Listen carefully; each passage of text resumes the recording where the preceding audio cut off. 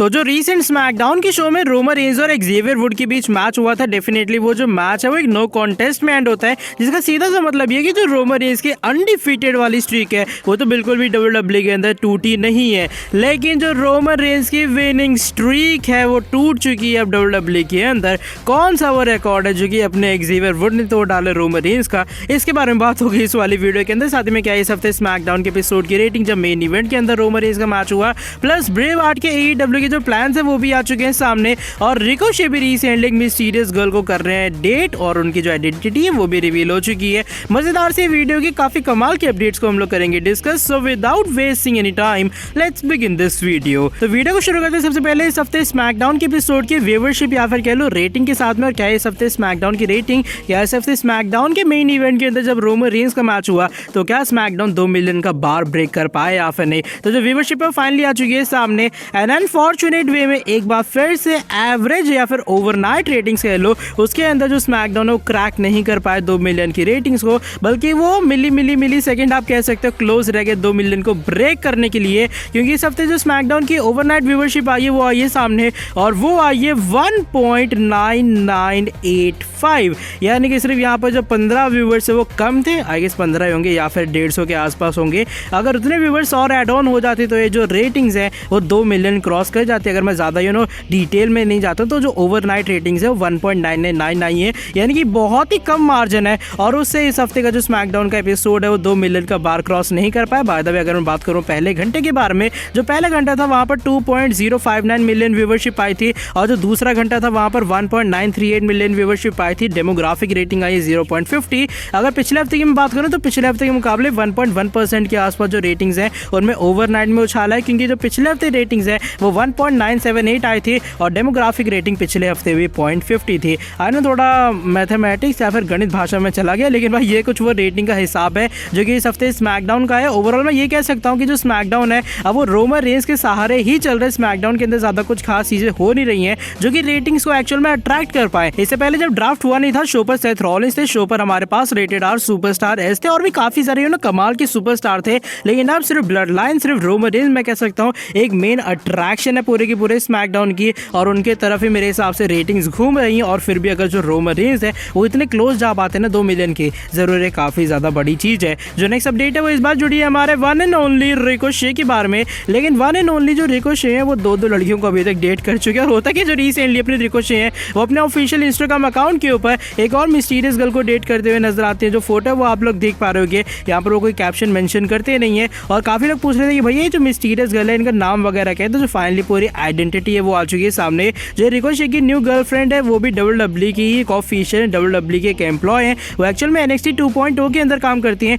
उनका नाम Samantha Johnson है, और वो वहाँ पर रिंग अनाउंसर है या फिर जो बैक स्टेज के ऊपर इंटरव्यूज वगैरह होते हैं। अभी फिलहाल वो वहाँ पर NXT 2.0 में काम कर रही हैं। हम जानते हैं अपने रिकोशे वन एंड ओनली अभी फिलहाल मेन रोस्टर में। इससे पहले जो रिकोशे हैं वो भी NXT की सुपरस्टार को ही डेट कर रहे थे जिनका नाम केसी था, लेकिन लास्ट ईयर ऐसी अपडेट आ रही थी सामने कि इन दोनों का ब्रेकअप हो गया है, और लगा इस तरह फाइनली रिकोशे ने उस रिलेशनशिप से मूव ऑन करने के बाद अब यहाँ समंथा जॉनसन के साथ में अपना जो लाइफ आगे बढ़ाने के बारे में सोचा, और उसके लिए मैनी कांग्रेचुलेशंस अपने वन एंड ओनली रिकोशे को। इसको लेकर क्या आपका ओपिनियन शेयर कर सकते हो कमेंट सेक्शन में। आज की जो हमारी नेक्स्ट अपडेट है वो इस बार जुड़ी है ब्रे वार्ट के बारे में, और ब्रे वार्ट के AEW प्लान्स को लेकर भी कुछ बड़ी न्यूज़ आ चुकी है सामने। अब जो हमारे ब्रे वार्ट है फिलहाल वो मूवीज़ के अंदर काम करने जाएंगे, जो नवंबर का लास्ट होने वाला है वहाँ से उनकी मूवी की शूटिंग स्टार्ट होने वाली है। लेकिन रिसेंटली कुछ काफ़ी एक्सक्लूसिव अपडेट आती है सामने रिंग साइड न्यूज़ और रेसलिंग ऑब्जर्वर न्यूज़ लेटर की तरफ से, और वो बताते हैं फिलहाल उन्हें कुछ काफ़ी बड़ी बातें पता लगी है। और बड़ी बातें ये हैं कि AEW और ब्रे वार्ट के बीच में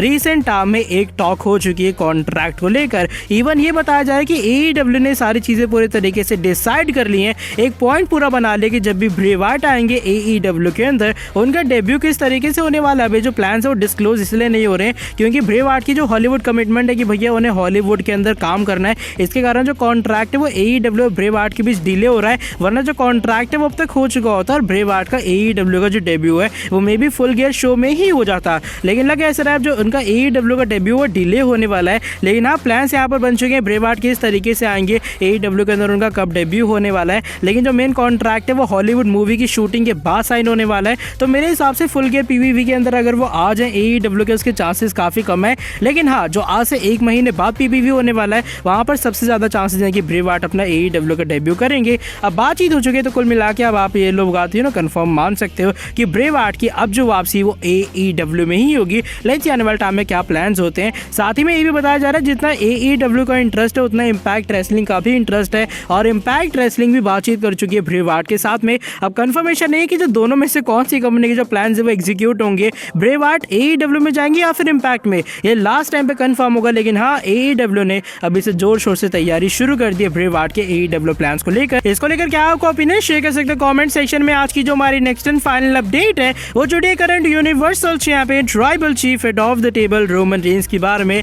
और फाइनली रोमन रेंस की जो विनिंग स्ट्रीक है उसका हो चुका है एंड, और वो ओवर हुई थी रिसेंट स्मैकडाउन के शो में। अब जो लोग चैनल पर एक्टिव रहते हो, वीडियोस देखते रहते हो, उन्हें पता होगा कि जो रोमन रेंस की अनडिफीटेड वाली स्ट्रीक थी ना, कि भाई रोमन रेंस को 2019 से पिन नहीं हुआ, लास्ट टाइम उन्हें बैरन कॉर्बन ने पिन किया था, तो वाली जो चीज़ है वो स्टिल कंटिन्यू है। रोमन रेंस अभी तक WWE के अंदर 2019 से या फिर जो ट्राइबल चीफ है वो अपने अभी तक WWE के अंदर अनडिफीटेड है, क्योंकि WWE ने बताया कि जो एक्सेवियर वुड और रोमन का मैच है वो डिस्क्वालिफिकेशन में नहीं एंड हुआ। एक्सेवियर वुड ने डिस्क्वालिफिकेशन से रोमन रेंस को नहीं हरा दिया, बल्कि ये जो मैच है वो एंड हुआ था एक नो कॉन्टेस्ट में। By the way, no contest में एंड होने के बावजूद भी रोमन रेंस की विनिंग स्ट्रीक का यहाँ पर हो चुका है दी एंड। और जो रोमन रेंस की वाली विनिंग स्ट्रीक थी वो 698 डेज की थी। ये 698 डेज के अंदर रोमन रेंस ने जितने भी सिंगल्स मैचेस में कम्पीट किए उनमें उनकी विक्ट्री हुई है। इवन जो 22 मैचेस है एक्सेवियर वुड से फेस करने से पहले रोमन रेंस ने लगातार जीते हैं। लेकिन हाँ, 690 डेज के बाद अब ये फाइनली वो मैच आया जहां पर रोमन रेंस एक सिंगल्स मैच में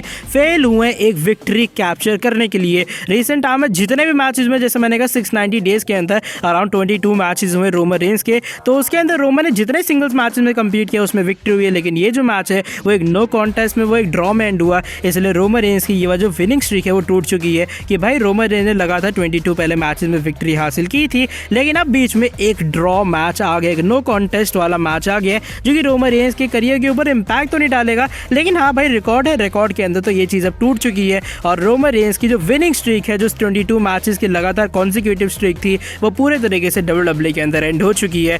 इसको लेकर क्या आपका ओपिनियन? जब वो स्ट्रीक तोड़ने वाले और कोई नहीं बल्कि एक्सेवियर वुड है। आई नो सुनने में थोड़ा कभी कभार वियर्ड लगता है कि रोमन सीना को हरा सकते हैं, रोमन ब्रॉक को हरा सकते हैं, लेकिन जो रोमन रेंस है वो ऑलमोस्ट हारते हारते रह गए थे एक्सेवियर वुड से। बाकी जरूर बताना कमेंट सेक्शन में क्या सोचना है रोमन रेंस की undefeated streak, I mean undefeated नहीं, सॉरी, विनिंग स्ट्रीक के टूटने के बारे में। आज की वाली वीडियो बस यही तक थी। वीडियो पसंद आई है लाइक कर देना नीचे वीडियो को, और रिकोशे के बारे में जरूर बताना, दो लेके घूम रहे हैं। बाय द वे, आज की वाली वीडियो को एंड करते हैं। वीडियो पसंद आई लाइक कर देना नीचे वीडियो को सब्सक्राइब करके बेल नोटिफिकेशन को ऑन कर देना। आने वाले टाइम में ऐसी और भी कमाल की फ्रेश अपडेट्स के लिए मिलता हूं आपसे आगे नेक्स्ट वाली वीडियो के अंदर काफी ज्यादा जल्दी। Till then bye bye, take care.